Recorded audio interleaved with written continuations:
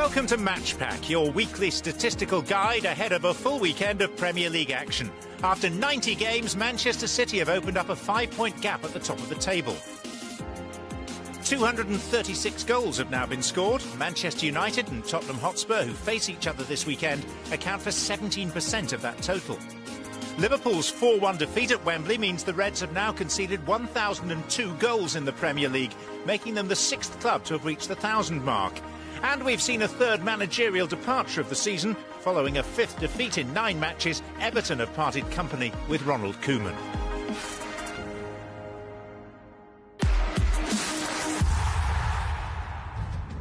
The Premier League so often provides us with shock results.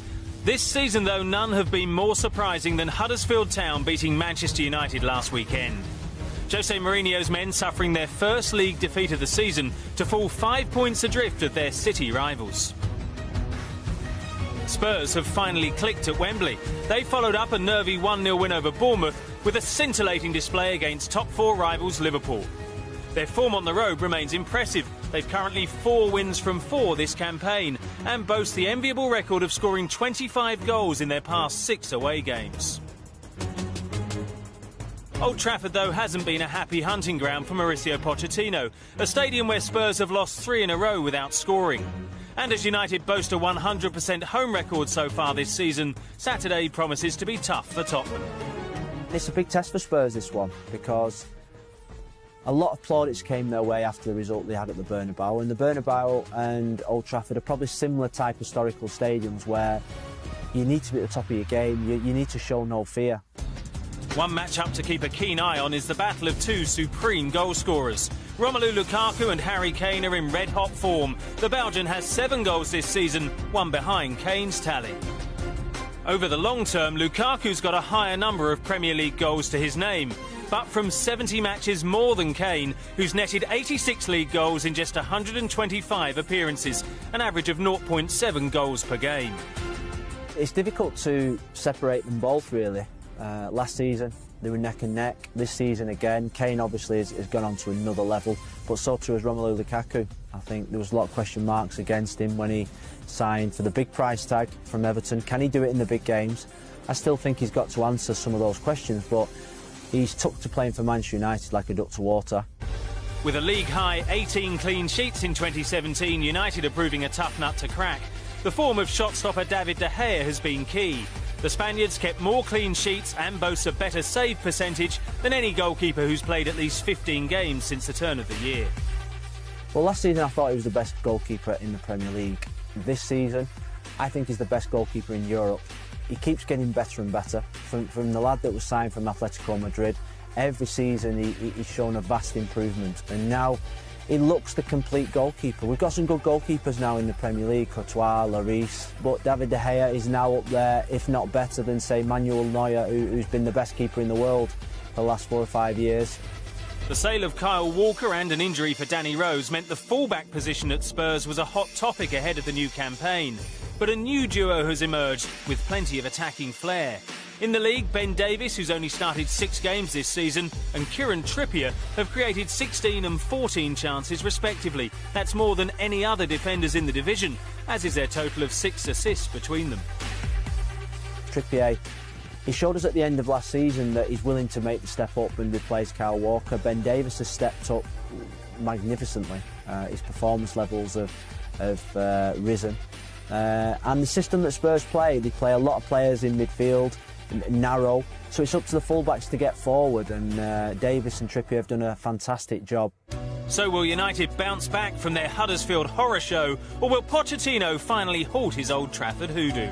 It's a must-win game for both teams, but Manchester United in particular. The record against the top 6 hasn't been great, particularly after the Liverpool performance at Anfield a couple of weeks ago. I think there's a lot of criticism for Jose Mourinho in the way that he approaches these games. It's a difficult one because Spurs are an impressive side, but if United have aspirations to win the Premier League, they have to start beating the top 6 sides. So I think United will win the game. West Bromwich Albion host a Manchester City side who've beaten the Baggies in each of their last 11 league meetings. Tony Pulis' men lost at Southampton last time out, whilst the Blues eased to a 3-0 win against Burnley, as Sergio Aguero moved level with City's record goalscorer Eric Brook on 177 goals in all competitions.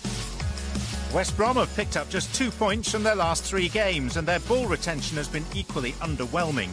In fact, the side average a league low of 37% ball possession this season, and that's going to be pretty difficult to improve against the early season pace setters.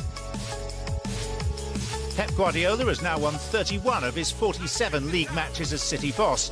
8 of those have come from 9 games this campaign, however, a significant improvement. This is now unbeaten City's joint best ever start to a Premier League season after 9 fixtures. He's got such a good squad. His players are playing with freedom, and when you've got, very good footballers playing with freedom, with no restrictions, you've got a back four that's looking how it should do for a team like City and for the money they've spent. Going forward, it's very hard to fault them. It was a night to forget for Tony Pulis when these sides last met at the Hawthorns. 2 fine goals from Aguero made it 2-0 by half-time, and the second half was no different as a brace from Ilkay Gundogan made it 4. That was a first win in 4 for Manchester City, who moved back to the top of the Premier League table.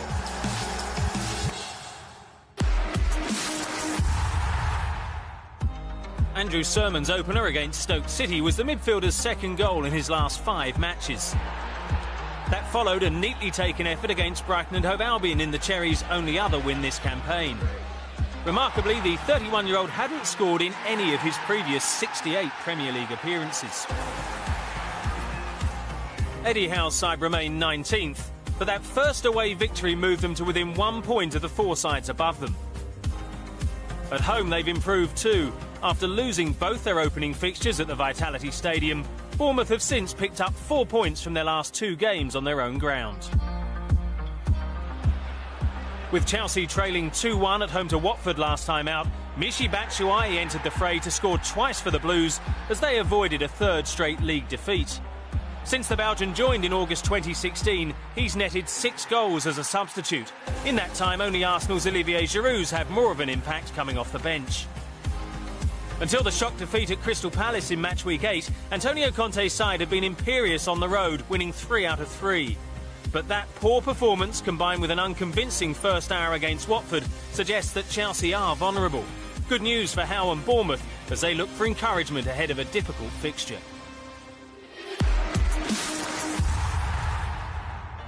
It was another birthday to remember for Arsene Wenger last weekend. The Frenchman guiding Arsenal to a league victory on his big day for the 3rd time.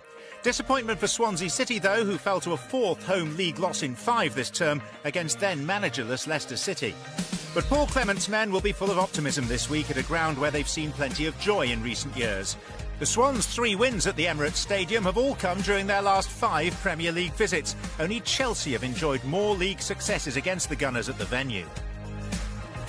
This season has seen Swansea play with a greater resilience away from home, their admirable defensive record the foundation for their improved form. The Welsh outfit have kept 3 clean sheets in 4 away fixtures so far. That's as many as they managed in the past 2 seasons put together.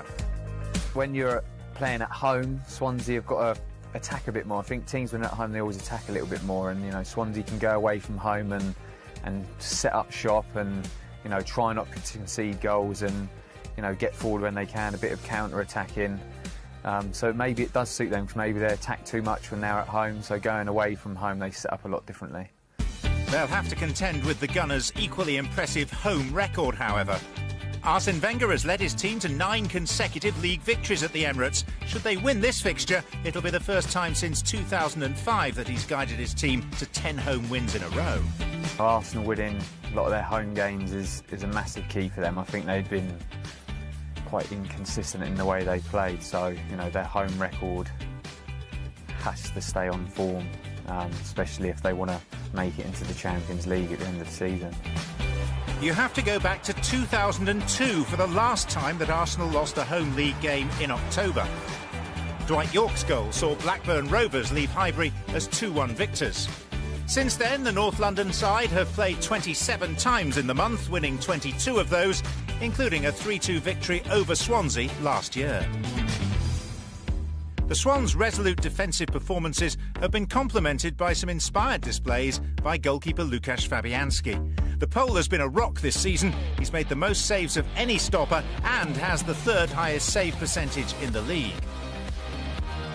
They say that defending starts from the front, and that's certainly true of Clement's side. Ghanaian forward Jordan Ayew has impressed with his workmanlike displays up top, winning the second most duels and most tackles of any of his teammates this campaign.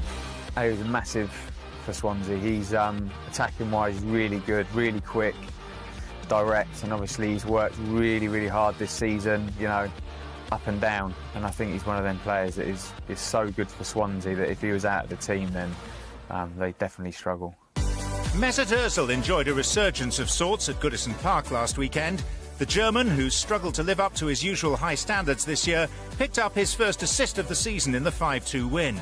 He also created 8 chances for the Gunners, the most by any player in a Premier League game so far this term. Petr Cech will meanwhile be hoping his teammates can help keep the opposition at bay. Since joining Arsenal in 2015, his form appears to have been gradually dipping. With a significantly lower save percentage now than in each of his first 2 seasons, the ex-Chelsea keeper will want to improve on that by the end of the campaign.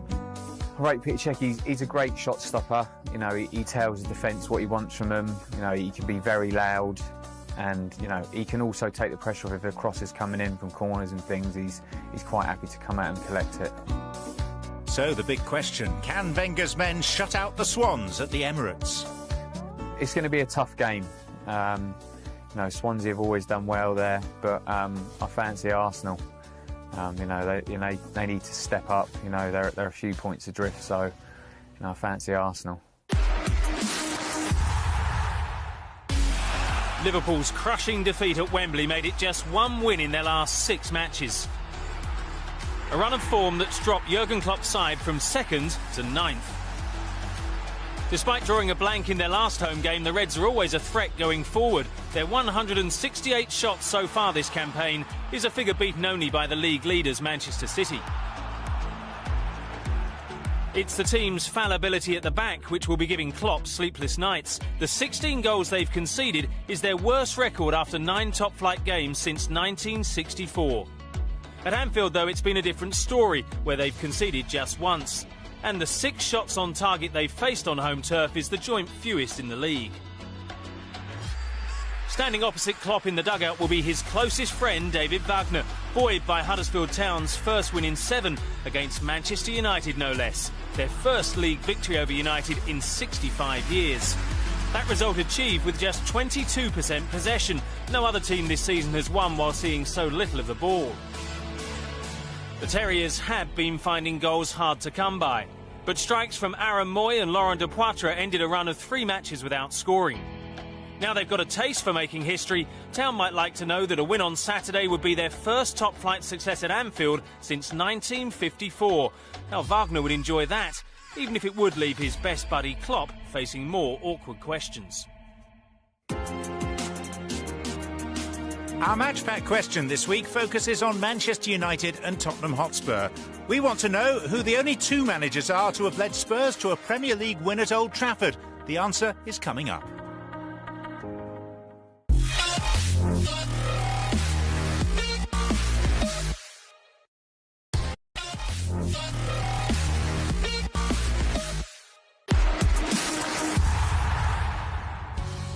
Despite going down 3-0 at league leaders Manchester City last weekend, Burnley still have ample reason for optimism.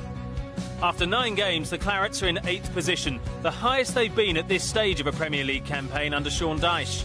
With 13 points to their name already, they're hoping for their best ever Premier League finish. It looks like it's going to be a good season for Burnley. I think it's just down to a great group of lads and the manager getting the best out of them. Fundamental to Burnley's impressive start has been their tactical flexibility.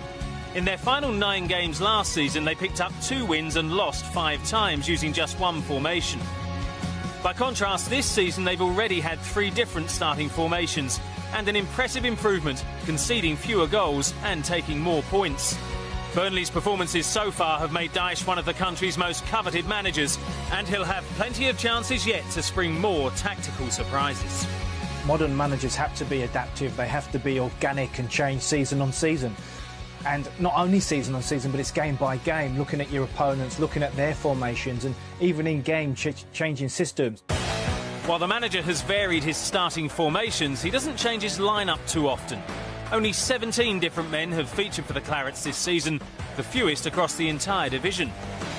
As Dyche looks to improve on last season's 16th place finish, he'll aim to get the best from a core group of players. A settled team is one that normally is successful. It also shows that he trusts his players. He trusts their fitness levels, their recuperation levels. I think it's the old adage, if it's not broken, why fix it? And I think that's what Sean Dyche is doing. For all the positive signs, Burnley have one continuing problem. Historically, they struggle when falling behind. After scoring first, the Clarets have been impressive, winning a large majority of their matches.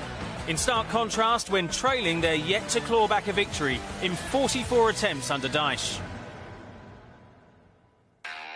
This time out, Burnley will be wary of opponents who've looked dangerous on their travels. Away from home, the figures show Newcastle have been one of the most attacking teams this season. The Magpies have racked up 65 shots, the fifth most in the competition.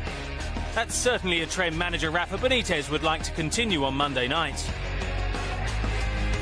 Having signed from Borussia Dortmund, Mikel Merino picked up his first Premier League goal last weekend, securing a vital 3 points for Newcastle. Definitely a man to watch, not only for match-winning goals, but also for his considerable contribution defensively. Of the players who've made 25 tackles or more, the Spaniard has the highest success rate in the top flight, outdoing such established names as Idrissa Gueye and N'Golo Kanté. Merino is proving to be a valuable asset for the Magpies. He's very good at interceptions. He's one of those horrible little players that are always around you and nicking the ball off you from time to time. Yeah, very good player, very effective, and that's why he's winning his tackles and his interceptions. For all Merino's good defensive work, Newcastle have been particularly prone to conceding in the second half of their matches. Of the 8 goals they've let in, 7 have come after half-time. That's the highest proportion of any team in the league. Maybe they start off the game too fast, so there's some game management issues he needs to deal with. Maybe he can make some tactical changes where he can protect the back four if they're getting tired in games. The Magpies have the slight edge in the league standings, but they haven't won at Turf Moor in their last 4 league visits. And with Sean Dyche's side eager to bounce back from their defeat last weekend, it's tough to call the outcome in Lancashire. Well, I think it'll be tight. The two Burnley certainly stubborn at home. Newcastle will attack with a high number of shot rates in away games. But I fancy Burnley in this one. I just think they're stubborn and doggedness, and I think Burnley will win this one 2-1. Leicester City beat Swansea City last time out under the caretaker charge of Michael Appleton. But the Foxes have since acted swiftly to appoint former Southampton boss Claude Puel. His first test will be against Everton, who themselves are now in the hunt for a new manager. After a 5-2 thrashing by Arsenal, Ronald Koeman was relieved of his duties on Monday. The Dutchman's tenure lasted 47 league matches, and after just 2 wins from 9 in this campaign, it was hardly a surprise when his time at Goodison Park came to an abrupt end. He departed with the Toffees 18th in the table.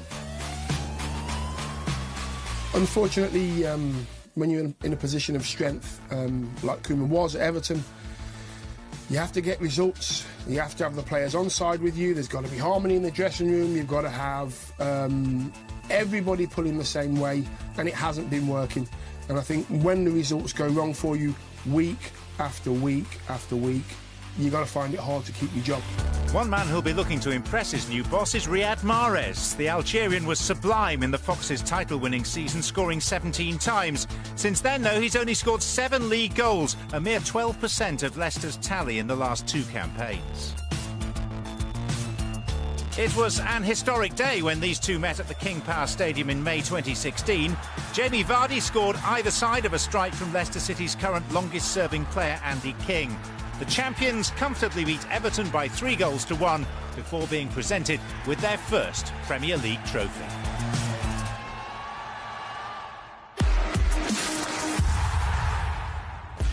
Last weekend, Watford were just 20 minutes away from a famous win at Stamford Bridge. However, familiar failings at the back were their undoing. Marco Silva's men have now conceded 17 goals. It's 5 matches without a clean sheet for the Hornets after keeping 3 in their first 4. That's an issue Silva needs to get to grips with fast. But if he does, then there are plenty of reasons to be cheerful. Not only did they beat Arsenal in their last game on home soil, Watford have also scored 2 or more goals in 7 of their 9 matches so far. Key to that is the incredible record of Abdoulaye Doucouré. On Saturday, the Frenchman put away his 4th goal of the season from 4 shots on target. Watford's total of 105 shots this campaign is the same number as Stoke City, who travel to Vicarage Road this weekend. But a solitary win in the Potters' last 7 matches leaves them 7 points worse off than their hosts. Mark Hughes can at least take some hope from Mame Diouf's form. The Senegalese has scored 3 in his last 3. That's 2 more than he managed in the whole of last season. A 2-1 defeat at home to AFC Bournemouth last time out means Hughes' side have now conceded 20 goals this term, more than any other team. The Potters are above the relegation zone on goal difference alone, with their worst return from the opening 9 matches since their first season in the Premier League back in 2008.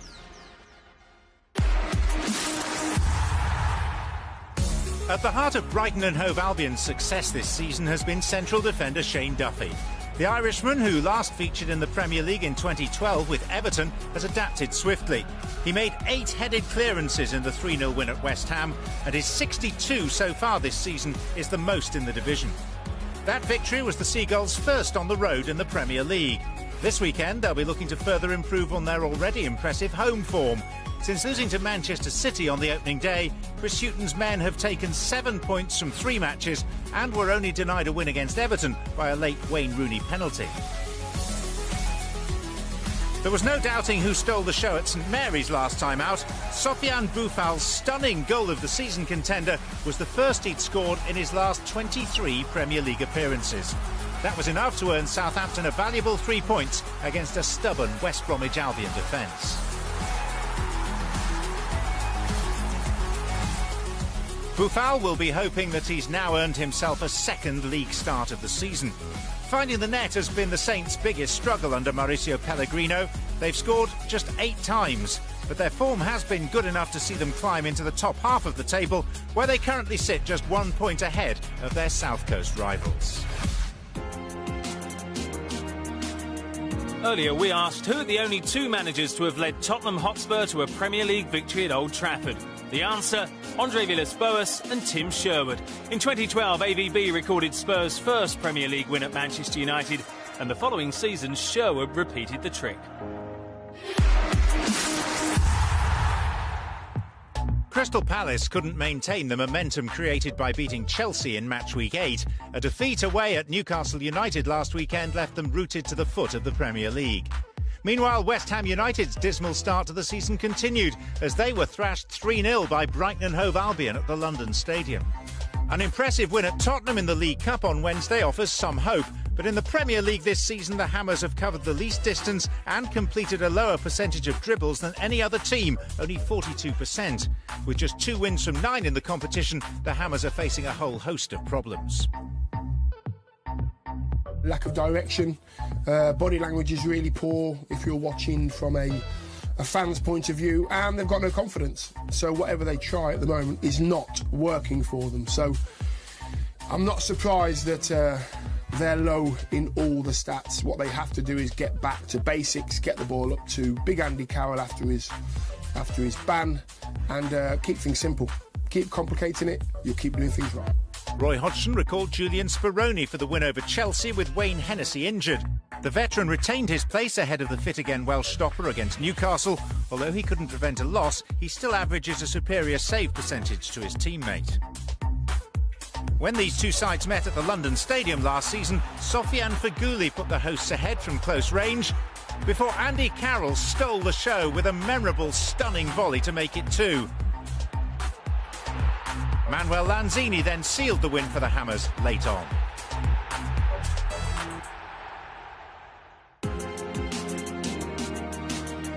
The weekend begins with a huge clash at Old Trafford where Manchester United face Tottenham Hotspur.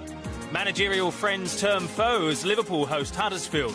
The league leaders Manchester City head to West Brom. And on Sunday, Claude Puel's Leicester play managerless Everton. Ahead of a heavyweight meeting at Old Trafford, two star strikers seem poised to steal the headlines. Romelu Lukaku and Harry Kane have been in scintillating form so far this season. The Manchester United man on 7 goals, looking to outgun his Spurs counterpart, who leads the scoring chart with 8. The pair set the pace last year, and all the signs are they can do the same this season. A battle we hope will continue to light up the Premier League for years to come. From John Champion, me, Dave Beckett, and all the rest of the Match Pack team, goodbye.